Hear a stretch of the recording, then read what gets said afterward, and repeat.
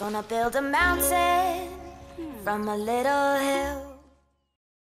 Hey guys, and thank you so much for tuning into my channel. My name is DeLadysigner, and we are back with another City Zoo speed build video, and we are building in a reptile house. If you haven't seen it yet, I already posted the first video where we kind of built like the whole building where the reptile house and the reptiles will be housed in. So I'm really happy with how that one has turned out. So definitely go and check that one out if you haven't seen it yet.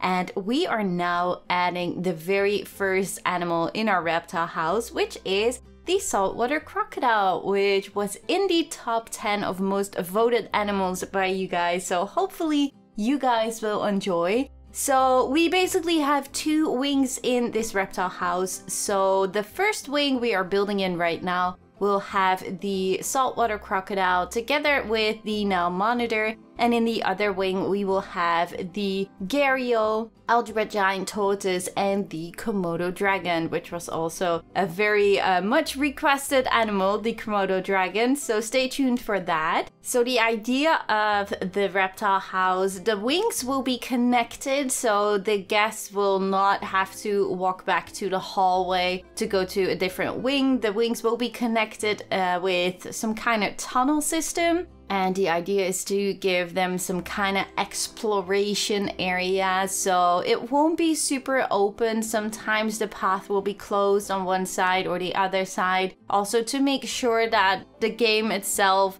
will not have the guest walk on certain areas where you don't want them to look at the animals. So really try to work with that to give specific areas for the guests to really explore the habitat. It's a really good thing that Planet Zoo changed that for a little bit, because back in the days, the guests would just see the animals and then they saw the animals and then they went back. But now they really try to explore the habitat. I don't know exactly how it works yet, but at least that makes sure that they will stop at different areas to look into the habitat. So that's really a good thing. So for the saltwater crocodile, we have 4 different viewing galleries. The first one is right when the people enter the reptile house, and they have a viewing towards a feeder for the saltwater crocodile. So once they get some food, the guests can see the saltwater crocodile pretty up close over there. And there is also some kind of shelter area for the saltwater crocodile right underneath the path of the guest, so they can have some privacy if they need to. So then the people walk down through the path, and then they will get to the underwater viewing gallery for the saltwater crocodile.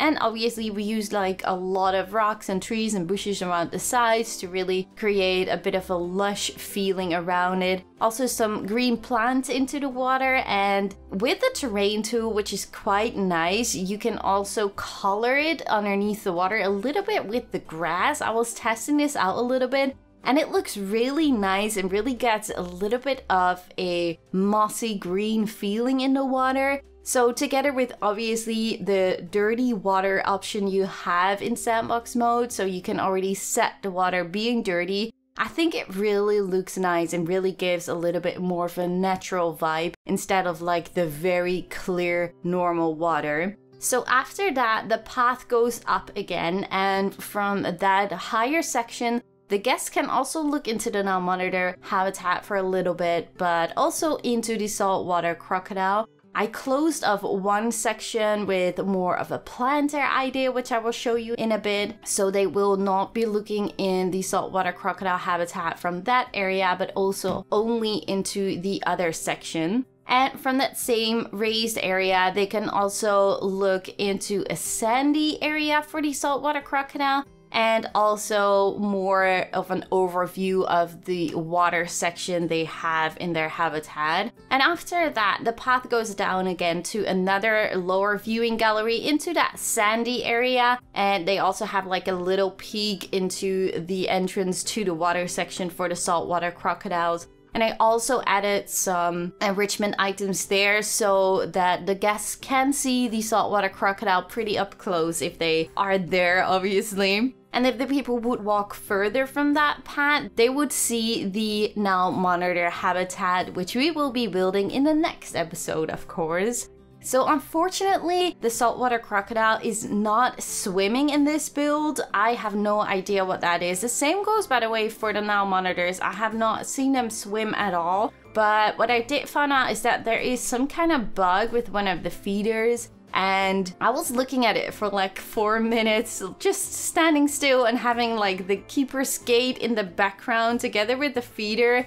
And there were like 13 keepers coming in to check on the habitat in 4 minutes, guys, without speeding it up. 13 keepers came in, and for 3 times they refilled one of the feeders while it wasn't even empty yet, and the saltwater crocodiles just came constantly back to that feeder to get their food. So I think because of that bug, they just don't have time to walk to the water section to have a swim or something. I don't know. But it could also maybe be because of the sprinkler enrichment item, because that one is like pretty close up to the water. And maybe, I don't know, maybe you guys know that their water need is fulfilled with that enrichment item sometimes, and if they then want to run back again to the feeder, they just don't have time to go into the water. I don't know what it is. It feels a little bit weird to me, and I'm really curious if you guys have these same issues in your zoo.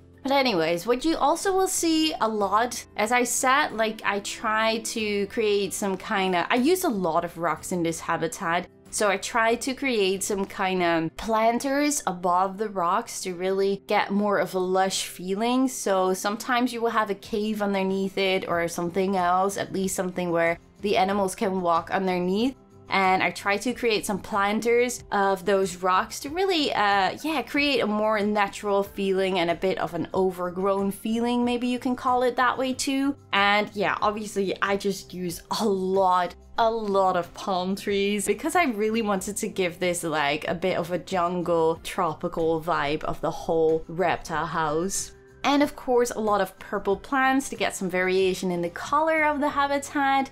And also, of course, some fences in front of the glass fences, just to give the idea that the guests would not be able to lean on the glass walls, for example. Just more of a safety measurement. So we use this a lot in the whole reptile house. So what I did forgot to mention in the previous episode with when we were building the reptile house, I actually wanna build some kind of bigger lake in front of the reptile house, but also some garden in between that lake and like the entrance of the reptile house. So I am still thinking and trying to look up some pictures of how I could do that. Maybe some kind of fountain or anything in front of the entrance too. I think that will definitely be nice to have also a bigger lake instead of like a small river. So yeah, I'm trying to figure out if I am able to connect that somehow, because we do have a small little river already through our city zoo. So that will be nice to really connect things all together, just to create it all as a whole. So I'm really excited for that. So as I said, in the next episode, we're going to build the Nile Monitor habitat, which is also going to include a waterfall and some really other cool features. So I really hope you guys will like that. I really tried to get like something specific or cool in each and every habitat to not